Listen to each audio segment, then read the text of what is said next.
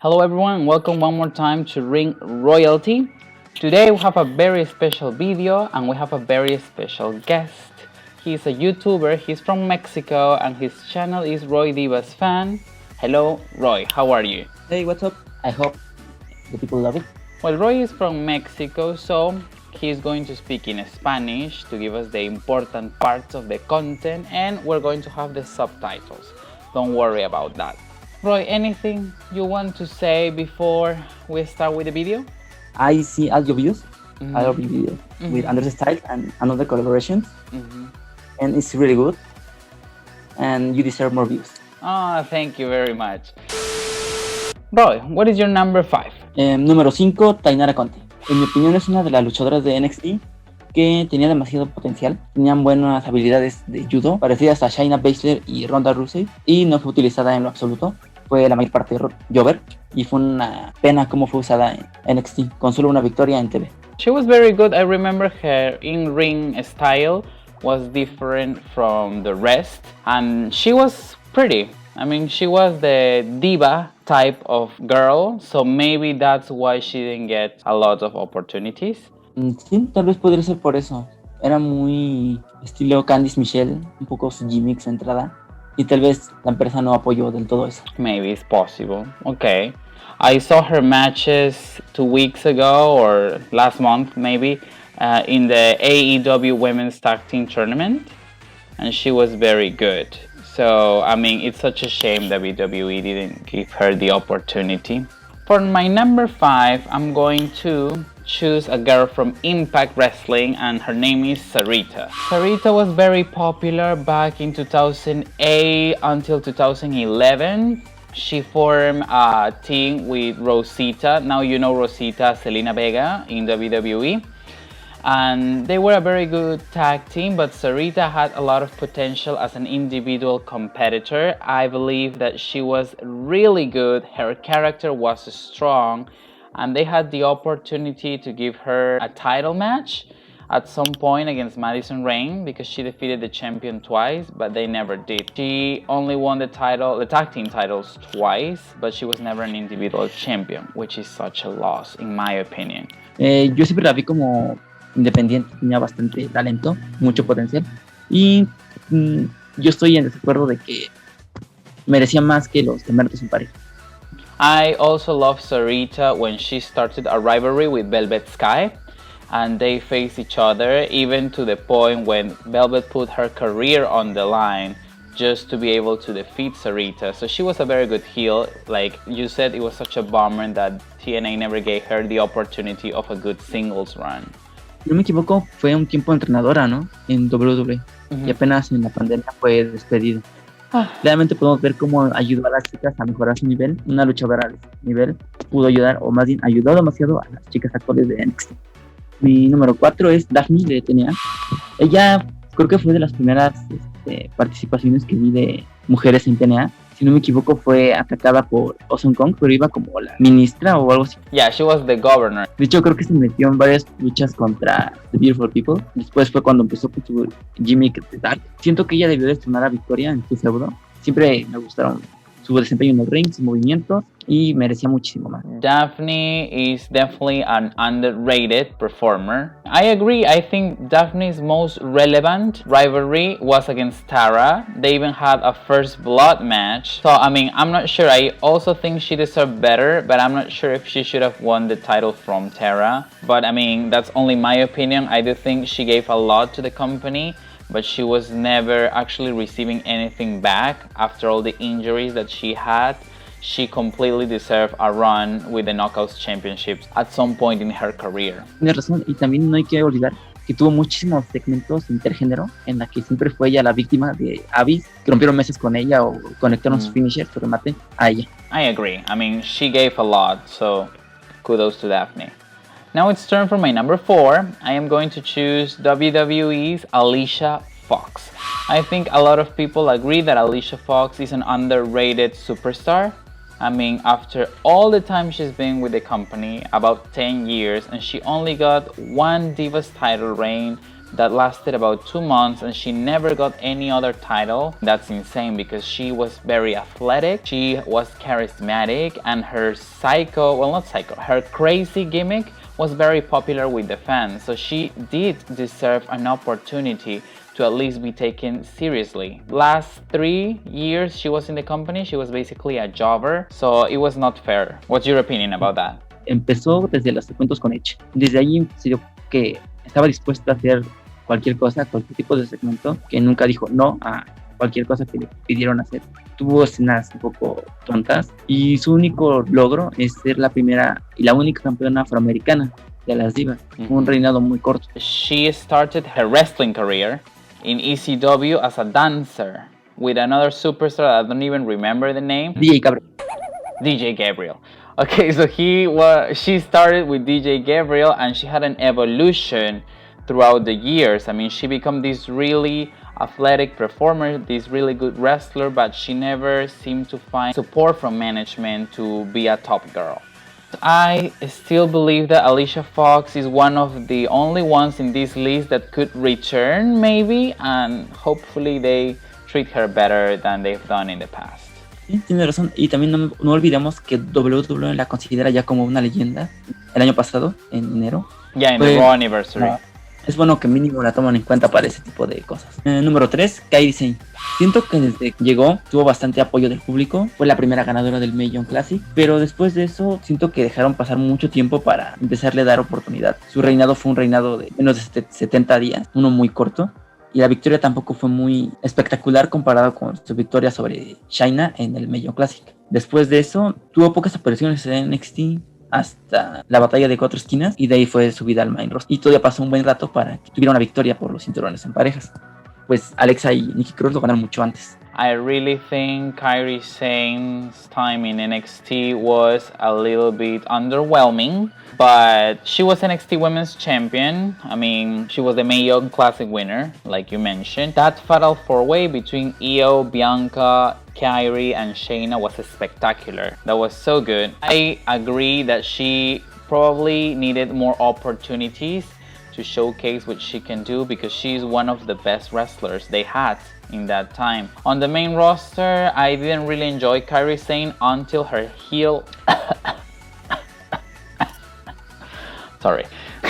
until her heel turn with Asuka and the Kabuki Warriors when they won the tag team titles, because as a face in the main roster she basically did nothing. Y al igual que Kairi, yo notaba algo similar en Io Shirai, como que la veía un poco nerviosa. En cambio con el turn heel, a ambas les sentó bien, a Io en NXT y a Kairi en el roster principal. As a heel, both of them got a lot more charisma and more personality than as faces. Even though Kairi was better at connecting with the crowd than Io when she was a face, but still I think the heel turn was something very beneficial for their careers. My number 3 is going to be another woman that is extremely underrated, WWE's Ember Moon. I mean, I think the reasons are obvious. Ember Moon, probably one of the most spectacular in-ring performers in the past couple years, and she was only one-time NXT Women's Champion, and her reign wasn't that special, to be honest, because we had Kairi Sane and Shayna Baszler arriving to NXT, so the attention was there in the Mae Young Classic participants rather than the champion.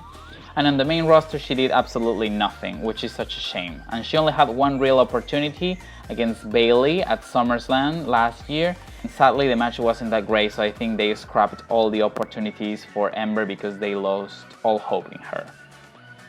Sin mencionar que al debutar en el roster principal, Ember Moon tuvo, creo que fueron 3 o 4 victorias sobre Alexa Bliss, y prácticamente la hicieron a un lado, la patearon muy lejos y le dieron una oportunidad a Ronda, dejando a Ember, que acabó de hacer el debut después de WrestleMania, I know, en la nada. Pasó sin pena ni gloria. But that's probably the reason why a lot of women didn't get opportunities last year, because the main focus of the division was Ronda Rousey, Charlotte Flair, and Becky Lynch. And the rest were basically not like jobbers, but they weren't in the real title picture. Sí, fue una época fea. A lot of women like Ember Moon deserved more opportunities. I mean, even though I hate the 24/7 championship, I would have liked to see Ember Moon as a 24/7 champion, at least something to add to her resume, but nothing. Sin mencionar que también como esta Alicia Fox hacía movimientos o hacía cosas vistosas, como claramente el eclipse hacia fuera del ring a Shayna en un takeover, el eclipse a Natalia en Money in the Bank. Yes, from the ladder, that was spectacular. Y el eclipse a Natalia igual, pero desde Braun Strowman. At least maybe they could have give her the Money in the Bank briefcase in 2019 instead of Bayley, but I mean, they didn't do it. Roy, what about number 2? Número 2, Molly Holly. Old school. Una de mis favoritas, y en mi opinión, a pesar de que tiene, creo que son 2 reinados femeninos y uno hardcore. Yes. Estuvo a la sombra del resto de luchadoras, siempre pasó a segundo plano. Nunca tuvo una victoria de verdad grande, un momento en WrestleMania, algún otro tipo de logro. Tenía mucho reconocimiento como ser la heel en ese momento. Y a pesar de que ella dio su cabellera en un WrestleMania para tener una lucha femenina contra Victoria, That's a lot. Siento que es un desperdicio total a lo que pudo haber sido. Prácticamente fue un tiempo Jover, si no me equivoco. Yeah, in the final 2 years of her career, probably 2004, 2005, I consider Molly Holly became more like a jobber. She was losing to the likes of Christy Hemme and Stacy Keibler, who were not like real wrestlers. So she was basically there to hype them up. I do think Molly Holly is very respected in the wrestling business, but still she probably didn't get as much recognition from the fans as others because of her accomplishments. She didn't have a lot in her resume, and that's a shame because she was very technical, her submissions were good, her heel persona was very interesting too, probably one of the best in that era. She was vicious, but she never actually found a way to maybe step out of the shadow of Trish, Lita, and some others from that time. Y lo peor es que a las que impulsó como Stacy y Christy tampoco tuvieron mucho impacto después de su posible push que les querían dar. I mean, it's such a shame because Molly Holly is probably one of the best in-ring women when it comes to technical ability. But I mean, I'm assuming she didn't have high-risk moves aside from the Molly go-round. So wrestlers and fans didn't find her matches that exciting, probably. Cada quien, pero pobrecitos. That's true. I mean, what can we do? My number 2, I am going back to TNA Impact and I'm going with the hardcore knockout Roxy. Molly Holly shaved her head, but Roxy did it too. She shaved her head in Sacrifice 2007 in a Knockouts Battle Royal / ladder match. She gave a lot for the company. She was very popular. She was one of the original knockouts. She started with her voodoo gimmick when she was Roxy LaBeau, and then she turned into the hardcore knockout after she shaved her head. She was excellent in the ring. Very interesting rivalries with the likes of Gail King and the Beautiful People, but she never won a championship. Never. She broke her freaking head 3 times and she never got a championship, and I have no idea why TNA never gave her the opportunity. Repite la historia con Daphne. Tanto dio por la empresa y ni un reconocimiento. Roxy and Daphne, I have no idea why they never really got the opportunity to be champions, because they had everything. They had the characters, they had the in-ring skills, and I would say people were interested in both of them, so I have no idea what happened. And it's so sad because I remember there was a time when Taylor Wilde was the champion and she had a triple threat against Awesome Kong and Roxy. That was the time to give Roxy the title because Taylor was champion and she just debuted. Awesome Kong was a former champion and Roxy was the only one that never won a title. Maybe that was the opportunity, but they decided Taylor should retain. I mean, I understand why they did it, because Taylor was big, as she was basically the one that defeated Awesome Kong. That doesn't mean Roxy couldn't hold a championship. I mean, she had everything what it takes. She was hardcore and she could step toe to toe with Awesome Kong without any problems. Before we reach our number 1, we need some honorable mention. Anyone that you have in mind? Sí, claro, Katie Lee Burchin. Creo que es Winter en TNA. y Girl King. So those were very interesting choices. My choices for honorable mentions, runner-ups, are going to be first, Dawn Marie, such an underrated performer. And the other one that I'm going to choose is Scarlett Bordeaux. Now you know her as only Scarlett on NXT. She's the manager of Karrion Kross. Amazing in the ring, great character, super charismatic, but never got a really decent run as a wrestler. What about your top pick? Número 1, Jillian Hall. Jillian. En mi opinión, es de mis favoritas, junto con Michelle McCool y Molly Holly. Fueron de las primeras que de verdad seguí. Recuerdo que tuvo un feudo interesante con Melina cuando fue despedida de JBL. Y recuerdo que después de eso, creo que la única victoria que fue en SmackDown, como mencionas, que no tenía ningún cinturón ni nada por el estilo, fue sobre Michelle McCool.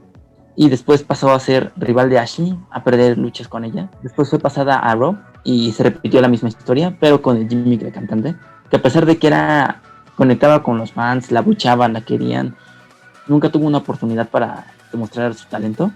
Su único reinado fue un reinado de menos de 2 minutos, algo humillante.